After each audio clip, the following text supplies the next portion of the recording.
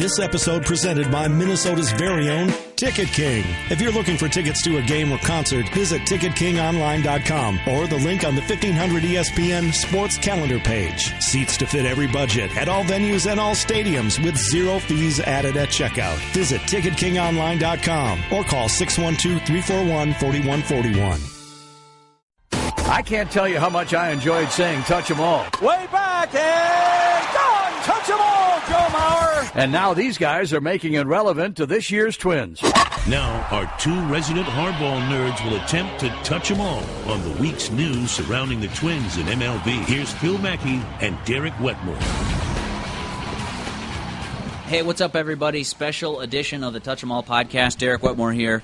We're rolling live on Facebook just a few minutes after the surprising news that Miguel Sano has been optioned to Single-A Fort Myers.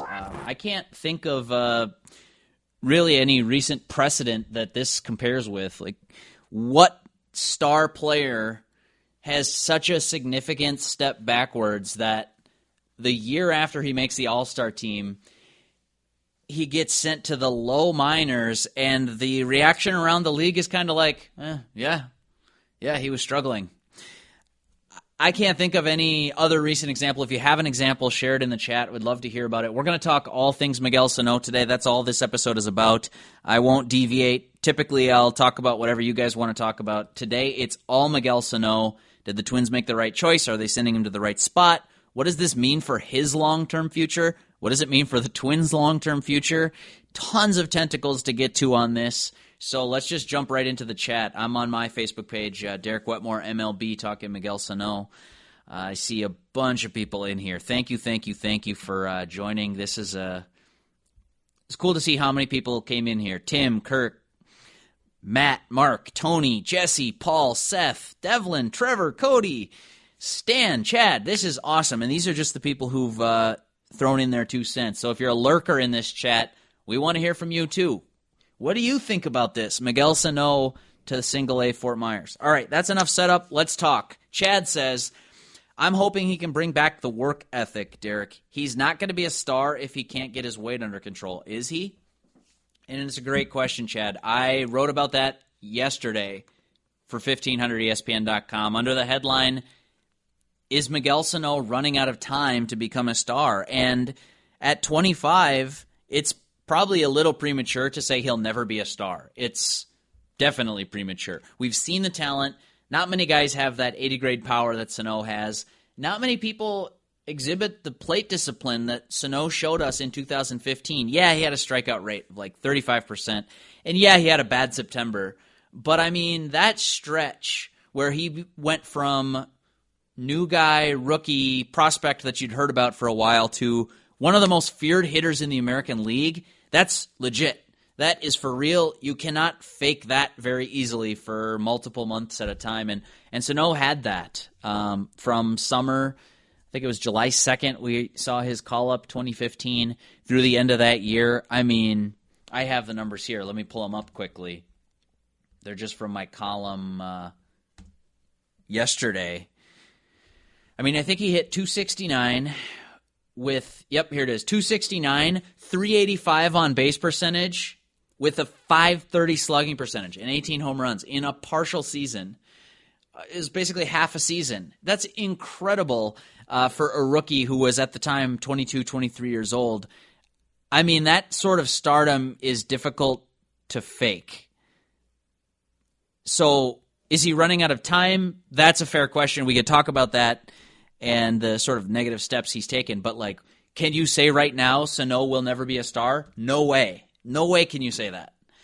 And so, Chad, to your point about the weight, I think that's a non-trivial portion of this. I don't care what the scale says. Body weight to me is sort of just a number. I care about body composition. You know, what's his fat to muscle ratio? Is he taking care of his body? Is he getting enough sleep and rest so that he can be sort of that elite caliber athlete that we all expect him to be? That to me matters more than does he weigh 260 or 280 or 300. But I will say that the weight on the scale does tend to be this leading indicator that I think you could fairly say athletes who care a lot about their body and want to play 160 games a year on a baseball diamond generally don't weigh 300 pounds. And so that is something that we're really following here at 1500 ESPN. Like that matters to me. It's not fat shaming. It's not saying, hey, body weight is the only thing that matters. That's not it at all. But I do think we can take a leading indicator from the fact that Sano's put on so much weight throughout the years, not just this offseason, but progressed towards, pushing toward 300 pounds. I think that's something that we have to monitor. So, Chad, yeah, I would say part of the program for Miguel Sano, going back to single A Fort Myers, is can he get his weight back in control? Can he, in the middle of a season, lose weight? It's something a lot of guys struggle to do, and I wonder if that's part of the reason for sending him to Fort Myers rather than AAA Rochester. Stan says hi. Devlin says hi. What's up, guys? Trevor says hola. Hola, Trevor. ¿Qué tal? ¿Qué pasó? Devlin says, I think he needs to take being a major leaguer seriously, both off the field and at home, with what he eats and puts into his body, as well as on the field being dedicated to improving. I'll say this, Devlin. Sano is definitely dedicated on the field. I mean, you watch this guy take pregame batting practice, and he's competitive. He cares. I don't think there's any question that Miguel Sano wants to be a great major league hitter. But the first part of your comment there, Devlin, it rings true. Does he care enough to put in the work that we don't see? Does he care to work outside of the hours of 7 p.m. to 10 p.m. to be a great player? Because, cross-sport comparison here, but Tom Brady does work more days than the 16 to 20 days that we see him on TV. He works, I would be willing to bet, 350-plus days to be that guy. Now, obviously, I said cross-sport comparison. It doesn't exactly stack up quarterback to middle-of-the-order slugger, third baseman. But, Devlin, yeah, that's what I'm curious about. How do you put yourself in a position to be successful on the baseball field? Paul says, I can't think of a bigger bomb than this in recent history. Yeah, I mean, for sure, from a Twins perspective, I can't think of an example of somebody who you thought like star trajectory, all-star game, single A Fort Myers. And not only single A Fort Myers, but, hey, he's been optioned to single A Fort Myers, and yeah, I mean, I can see it, So, yeah, Paul, I'm with you. I wouldn't say that it's over, but this is a surprising fall from grace. Jesse chimes in, I think the Twins should take a year off and focus on his weight and health. What do you think, Derek Wetmore? Well, Jesse, I don't think that they should take a full year off. I think if you want to hang around in the wild card race, you need a healthy and productive Miguel Sano back in your lineup as either the third baseman or the DH. Probably a DH at this point, if we're being honest, right? Eduardo Escobar's been great filling in for him at third base. So take the year off and focus on his weight. I don't know. That's too big of a pass for me. That's special treatment. That's maybe unnecessary. I would just say this. Sending him to Fort Myers is a clear indication that they want and expect better out of Miguel Sano. But the full year off, I don't know about that. I think he can do that as he plays in single-A baseball games because he'll be the oldest and most talented player in the lineup every single night. So you're not exactly worried about, can I catch up to this fastball? You're probably facing a kid in Fort Myers. So Sano will have the talent disparity tilted strongly in his favor. I think that's kind of part of the idea. He can work on some of those things as he goes up against lesser competition rather than trying to figure it out on the fly in the major leagues. That's a lot to ask. So I see a couple more people joining the chat. What's up, guys? Thanks for coming by. I see Camp. Who else just came in here? Clint joining the chat. What's up, guys? Thanks for stopping by. What do you think about Miguel Sano? Fort Myers?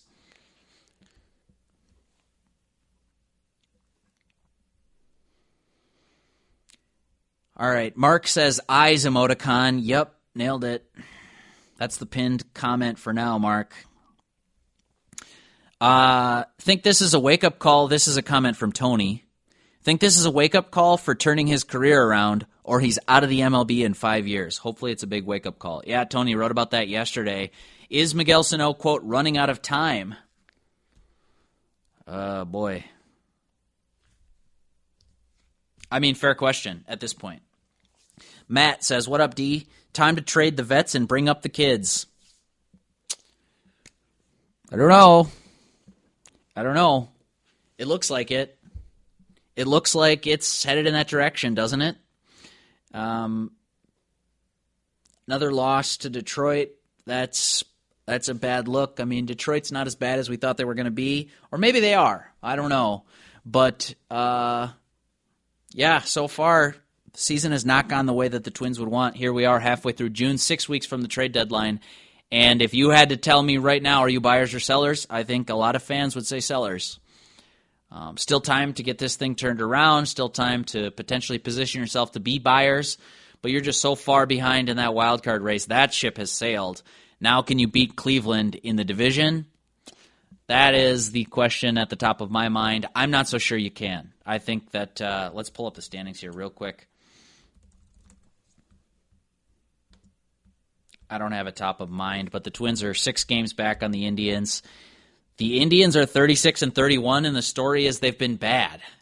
Now, if Cleveland can plug its leaky bullpen and sort of take off and become that 90, 95, 100-win team, you know, they won 102 games last year. Can they be that team again? Then it's over for the Twins, and then, yeah, it's time to sell.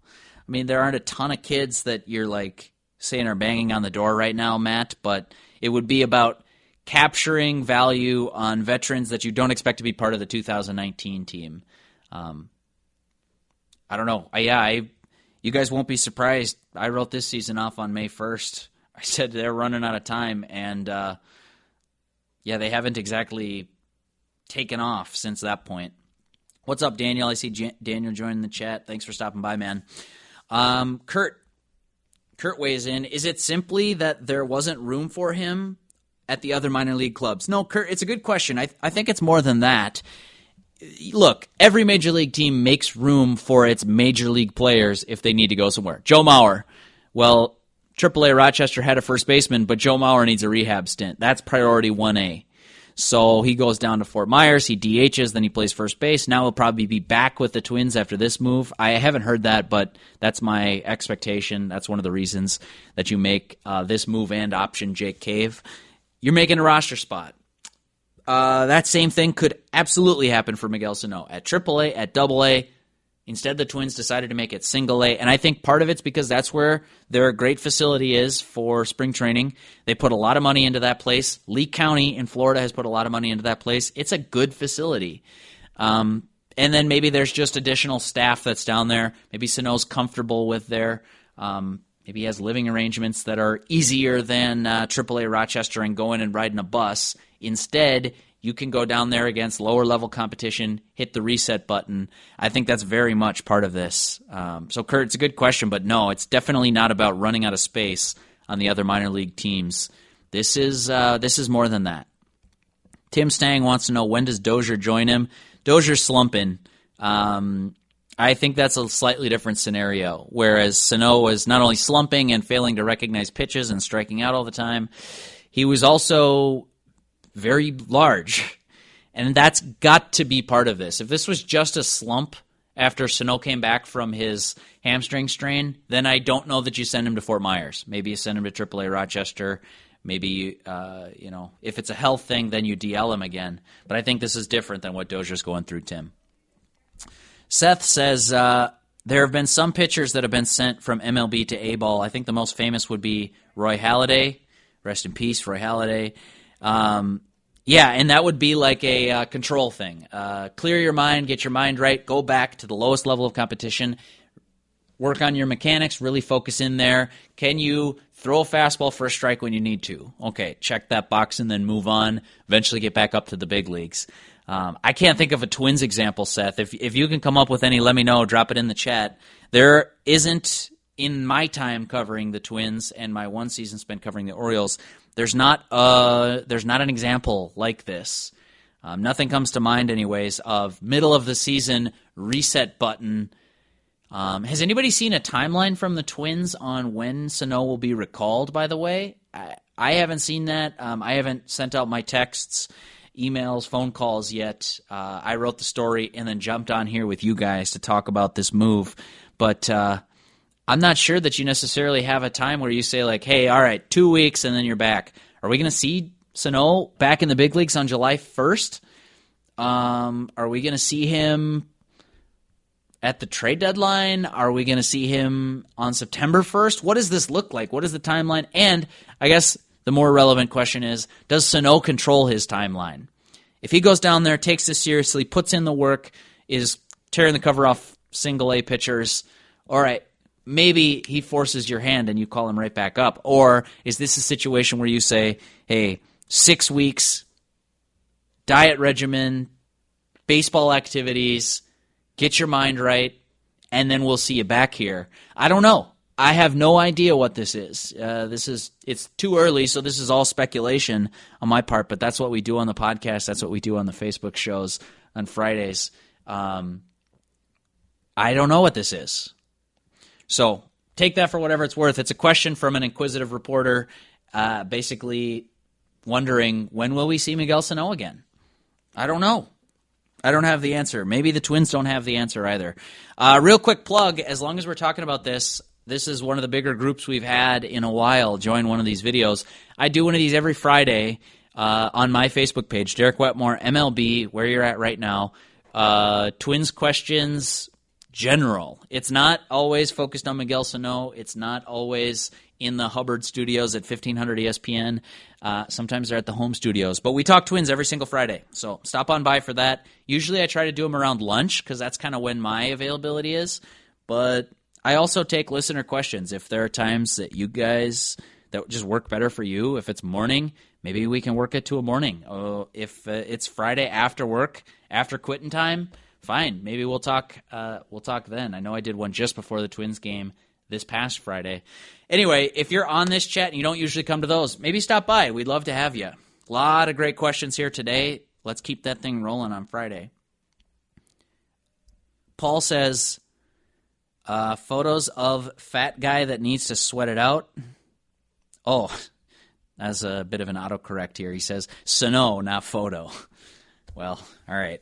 So Paul, piecing that together, says, Sano is a fat guy that needs to sweat it out. Paul, I think it goes deeper than that. Tracy says, agree. And then Paul says the Twins are sending him a big message. Agree?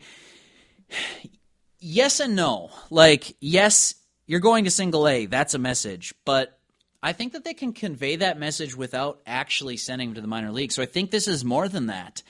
I was reading some comments from reporters on the scene after they talked with Miguel, and I have not talked with Miguel since this move. My cell phone has been used to record this Facebook video, and that alone since this came out. But the quotes from guys like Dan Hayes and Rhett Bollinger and Phil Miller saying, hey, I'm cool with this. This is Miguel Sano. I'm paraphrasing from their quotes. Basically like, hey, this is a challenge. I understand. They like me. I know that this is something that needs to get fixed, and I'll see you soon, I think was a quote I saw relayed from Dan Hayes on the Sano situation. And like, cool. If that's going to be his attitude and he's going to go down there and work harder than anybody else down there, amazing. That's a great sign for the Twins. And I guess I would only say that's the answer to my question of is Miguel Sano running out of time? That column I published yesterday for 1500 ESPN. Well, his response to this demotion is going to directly answer that question.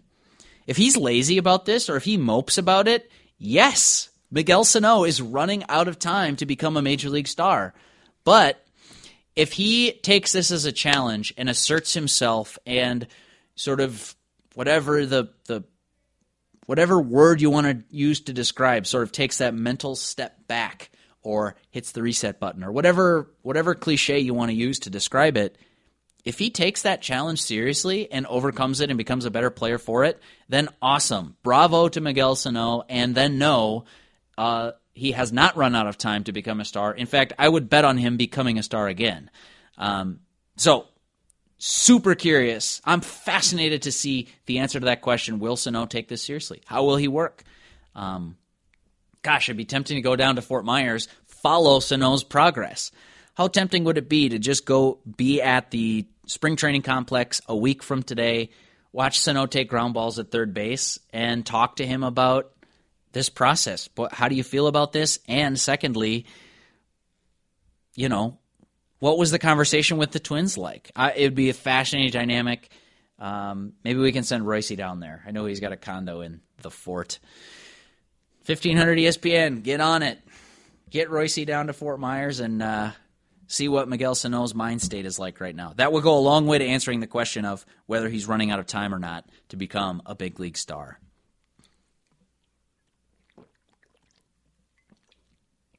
All right, we'll get to a couple more of these, and then I got to run. Like I said, we'll do a Friday show. Brad says, good move. He came into the season out of shape, overweight. He needs a reality check. Hopefully this humbles him. Yeah, well, that 40% strikeout rate probably did some humbling as well.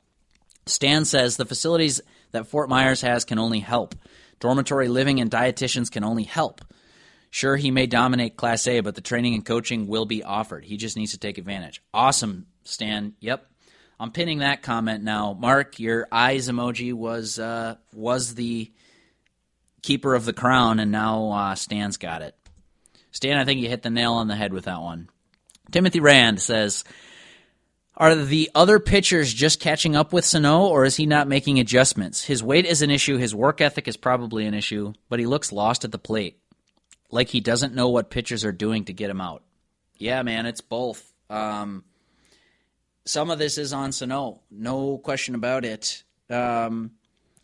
Pitchers have known for a while how to try to get to him.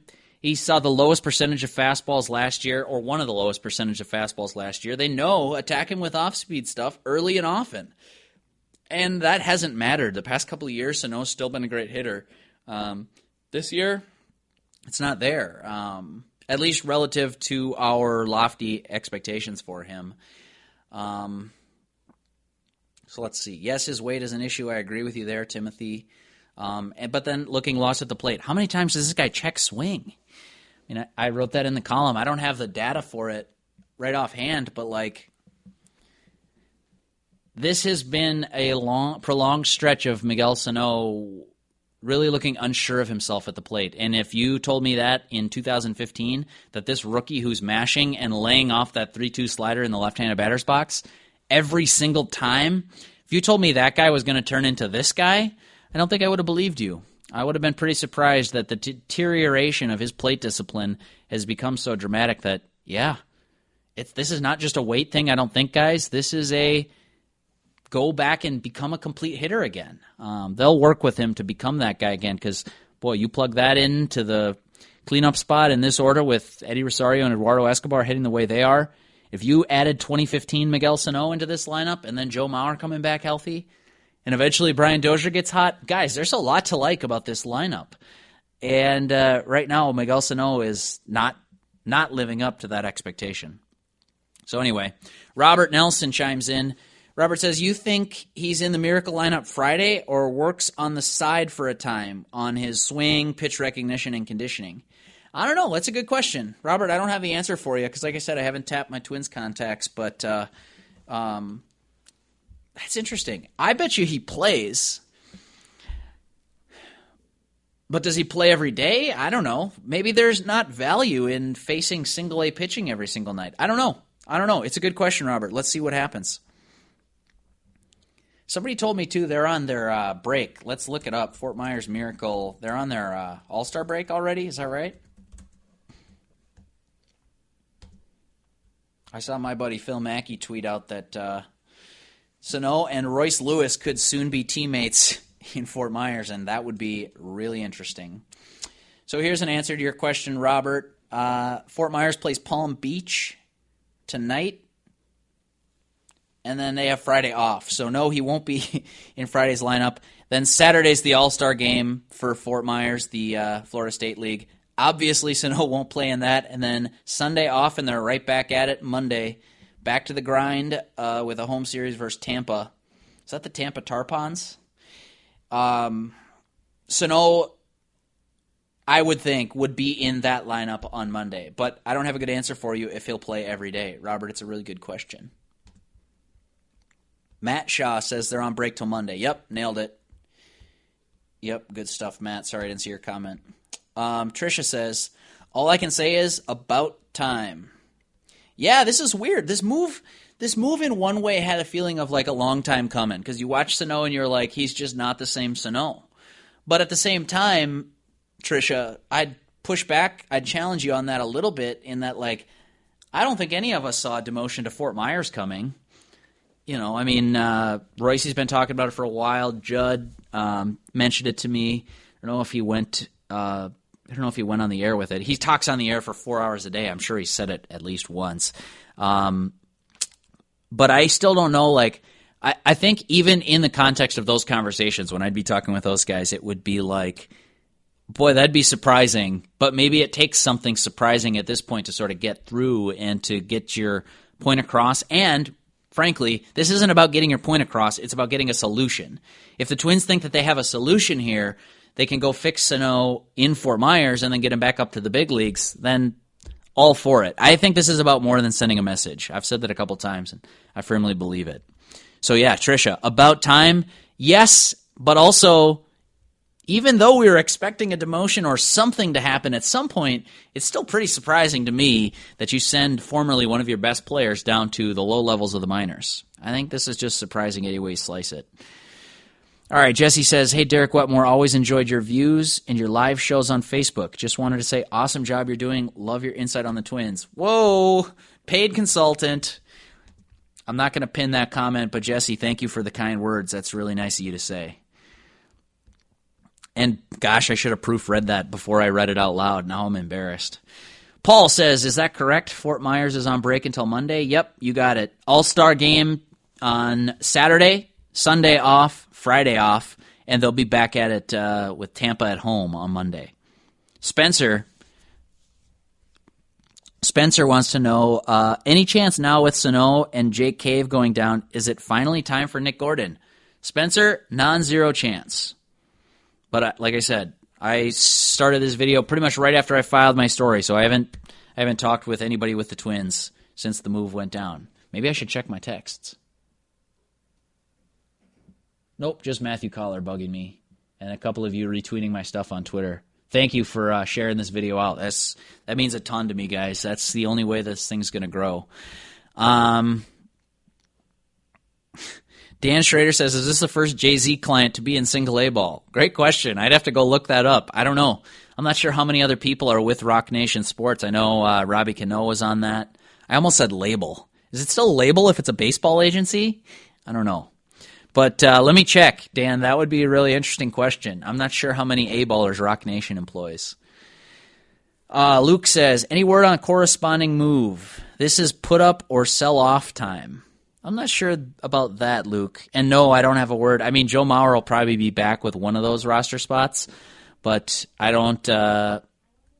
haven't done any digging on who else would be coming up. Luke continues. He says, Sano and Dozier, plus the lack of Santana and Polanco, are two of the reasons the Twins are underachieving. If they were producing runs, the Twins would be winning games. The Twins were counting on them being somewhere near the past year's production in their equations. I agree with everything so far, Luke. What else? He goes on to say, at what point do we start scratching our heads about the Twins front office? Yes, they like Saber, but sometimes it seems like they don't know what they are doing. Are we too close to this? Do all teams make these kind of mistakes? And if you're talking about like the 40-man roster moves that our buddy Jake DePew wrote about the other day, that's fair criticism. Twins front office has screwed up a couple 40-man roster moves, and boy, you'd like to have John Ryan Murphy behind the plate right now. You'd like to have Randy Rosario in your bullpen.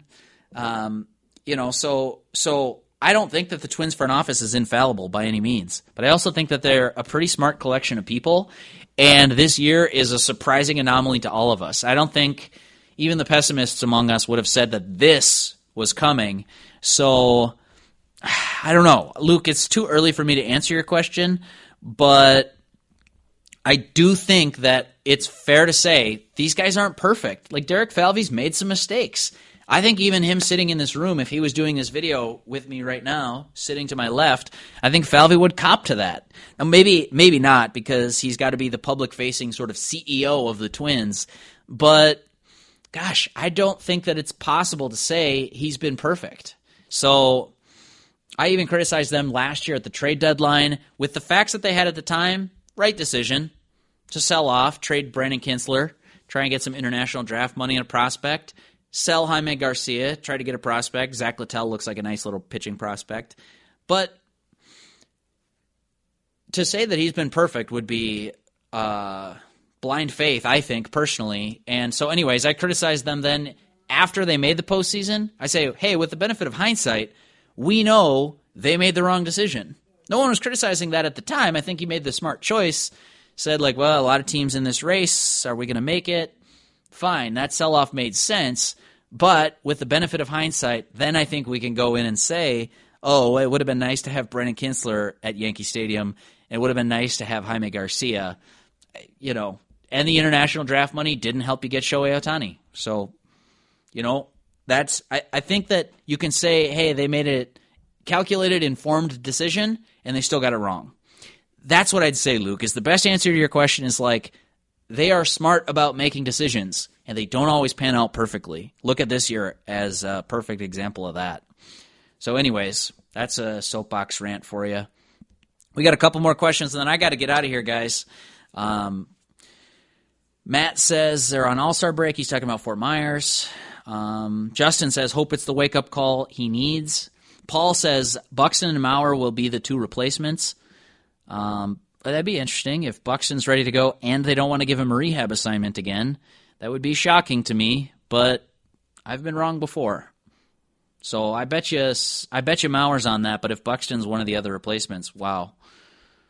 I would have thought the Twins learned their lesson with that. Brad says, will it humble him? Absolutely it will humble him. But I don't think that's the only piece to this equation. That's what I'll say. Jesse says, I agree with Chad Smith from earlier, who said, my issue with Sano is his work ethic or lack thereof. It's nice to see the Twins actually holding him accountable for once. Brad asks, after asking, will it humble him, will it light a fire under him? I would think so. Travis says, how does Robbie Grossman still have a job? Travis, not answering that. This is the Miguel Sano chat. Mark says, will they call up Gordon soon? Address that. I don't know, but yeah, wouldn't you like to see Nick Gordon playing shortstop for this team right now rather than A-Ray Adrianza? They already optioned Petit, so maybe then Adrianza becomes the backup or something. I don't know. Keep in mind, too, guys, I've got July 6th. July 6th, that's circled on my calendar for the day that Jorge Polanco could potentially come back.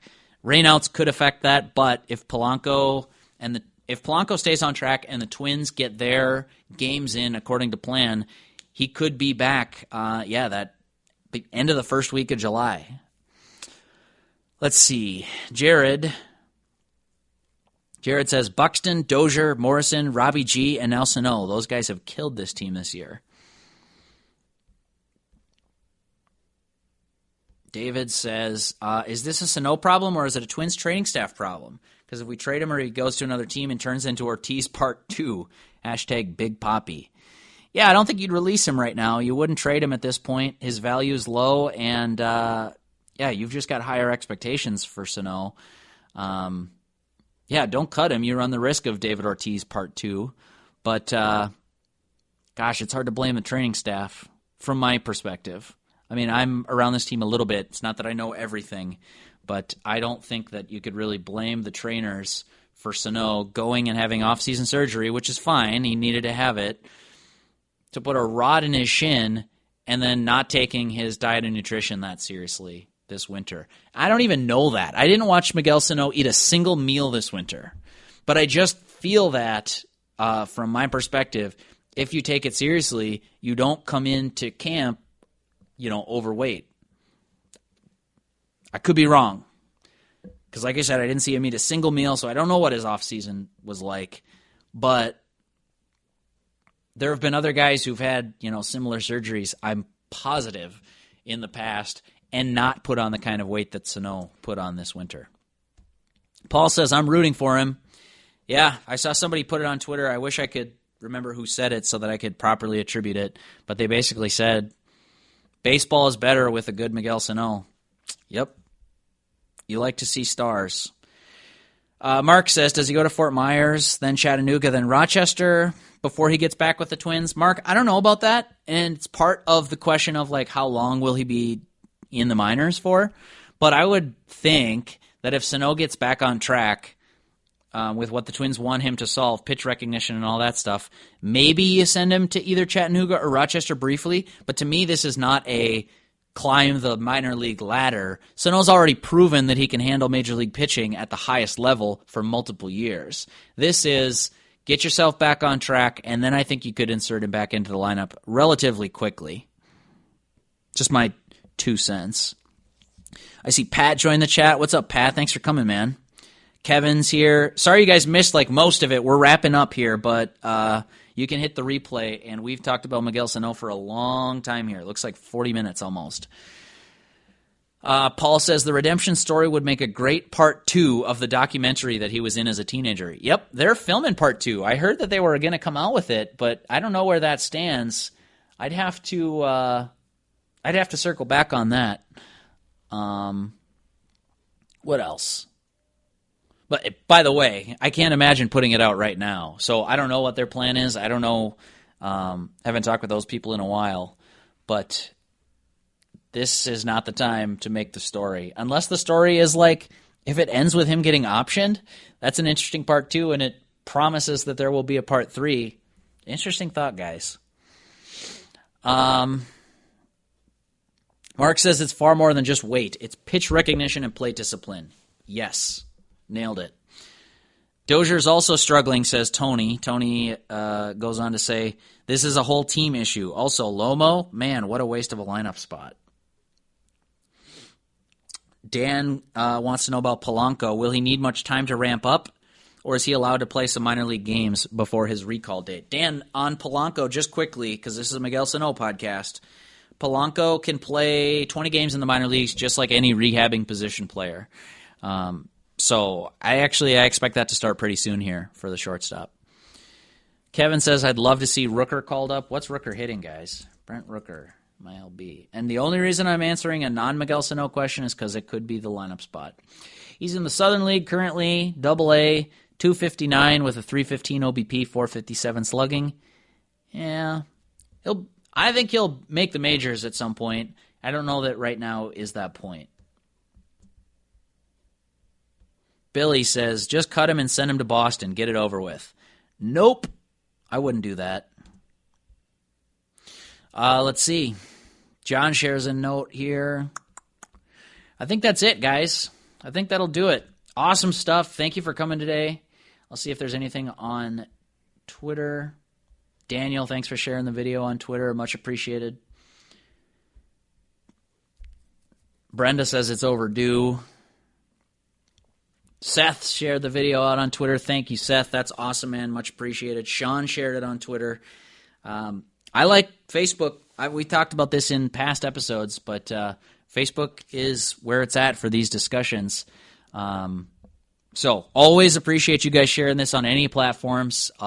This is super cool. The fact that anyone would even share it is humbling for me every time, and let's just grow this thing, man. Let's have big Twins shows every single week. I love hearing from you guys. It gives me sort of a beat on, what you're thinking about when you're watching these games, because I know what I'm thinking about, but you don't always want to necessarily read just what I'm thinking.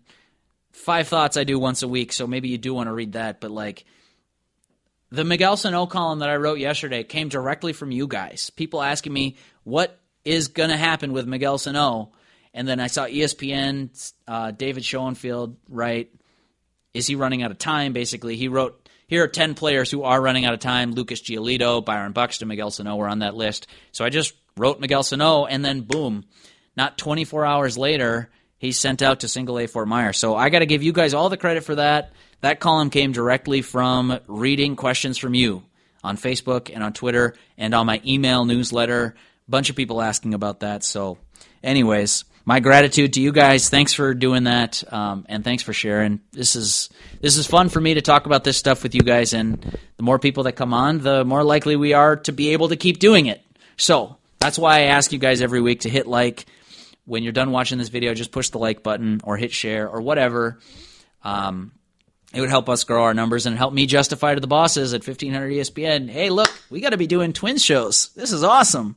So that's it. Miguel Sano, Single A Fort Myers. Don't know how long he'll be there, but the Twins made the big decision today to send him out to the low minor leagues to try to get himself right. That'll do it for this video, this podcast, this Touch 'em All podcast. I'm Derek Wetmore. Was not flying solo today. I had all you guys with me. So thanks for joining, and we'll see you in the next one. Bye.